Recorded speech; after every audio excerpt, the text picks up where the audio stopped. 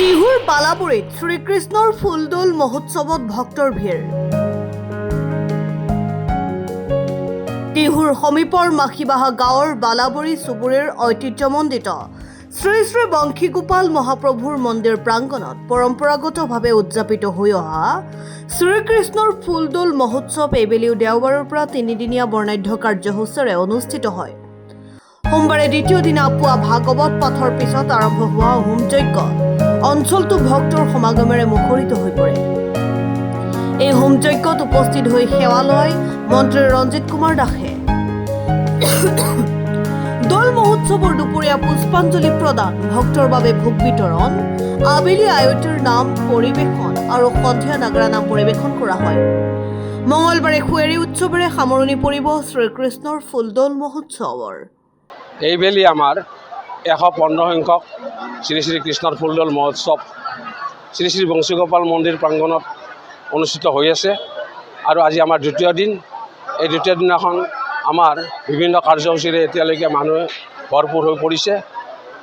এই অনুষ্ঠানটি আজিৰ পৰা 115 বছৰ আগতে এই বালাবৰী চুবুৰীতেই প্ৰথমে প্ৰতিষ্ঠা কৰিছিলে এজন আমাৰ গাঁৱৰে মানুহ স্বৰ্গীয় ঘীণৰাম চালৈ।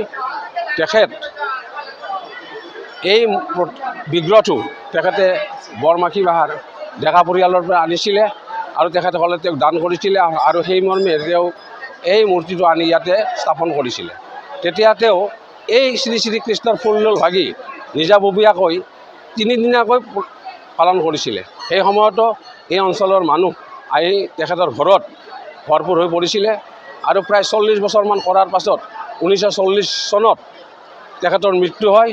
তেখেতৰ মৃত্যুৰ পাছত তেখেতৰ পুত্ৰ শ্ৰী কাশীনাথ বৰ্মনে এই ফুলদেউল নিজাববীয়াকৈ পাতিছিলে। 10 বছৰমান তেখেতে পালন কৰাৰ পাছত তেখেতৰ অৱস্থা বেয়া হোৱাত তেখেতে এই বিগ্ৰহৰ দায়িত্ব তথা ফুলদৌল ভাগি বালাবৰী চুপা উন্নয়ন সমিতিৰ হাতত অৰ্পণ কৰে আৰু তেতিয়াৰ পৰা আজিলৈকে এই ফুলদৌল ভাগি আমাৰ বালাবৰী চুপা উন্নয়ন সমিতিয়ে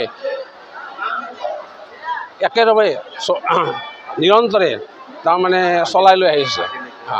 আজিলৈকে চলাই লৈ আহিছে। মাত্ৰ মাজতে 2 বছৰ কোভিড কালত আমাৰ এই ফুলদৌল ভাগি উৎসৱ পালন কৰা হোৱা নাছিলে। ৰাইজৰ কিছুমান চৰকাৰৰ যি SOP দিছিলে সেই SOPৰ পৰিপ্ৰেক্ষিতত আমি ফুলদৌল পাতিব পৰা নাছিলোঁ। কিন্তু 2022 চনৰ পৰা পুনৰ সেই আগতকৈ বেছি উদ্যমেৰে এই ফুলদৌল উৎসৱ পালিত হৈ আছে। ইয়াতে তিনিদিনীয়া কাৰ্যসূচীৰে ফুলদৌল ভাগি আগৰ পৰা চলি আছে, এতিয়াও চলি আছে। গতিকে এতিয়া এই অঞ্চলৰ ৰাইজ তথা গোটেই অসমৰ ৰাইজে ইয়াত ভৰি পৰে। বিভিন্ন মানুহে ইয়াত দান বৰঙণি দিয়ে। আমাৰ শ্ৰী শ্ৰী বংশীগোপাল মহাপ্ৰভুৰ এটা প্ৰবাদ আছে যে ইয়াত যদি কোনোবাই দান বৰঙণি দিয়ে বা কোনোবাই যদি সেয়া লয় তেতিয়াহ'লে তেওঁলোকৰ মনৰ আশা পূৰণ হয়।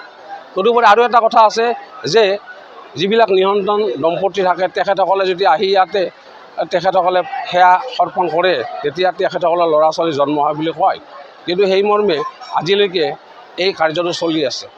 এই ফুলদৌল উৎসৱটো হ'ল ভগৱন্ত শ্ৰীকৃষ্ণৰ চ'ত ফাগুন মাহৰ যি নতুন নতুন ফুল ফুলে, নতুন গছনি পাত মেলে, তেতিয়া বৃন্দাবনত গোপীসকলে তেখেতক ফুলেৰে পূজা কৰিছিল আৰু পূজা কৰাতে কৰাতে এনেকুৱা হৈ গৈছিল যে এটা দেউলৰ নিচিনা হৈ গৈছিলে।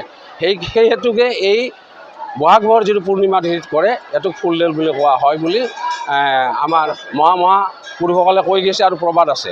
কিন্তু আমাৰ চুবুৰীত শ্ৰী ঘীণৰাম মেধিয়ে কিয় বহাগ মাহত পাতিছিলে আমি জনা নাছিলোঁ আৰু পৰম্পৰাগতভাৱে আমি আজিলৈকে এই নিয়মতে চলি আহিছে আৰু আমি পালন কৰি আহিছোঁ।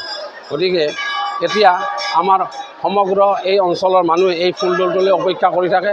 প্ৰতি বছৰৰ বহাগ মাহৰ পূৰ্ণিমা তিথিত এই ফুলদৌল উৎসৱ পালন কৰা হয়। News desk report, Assam time.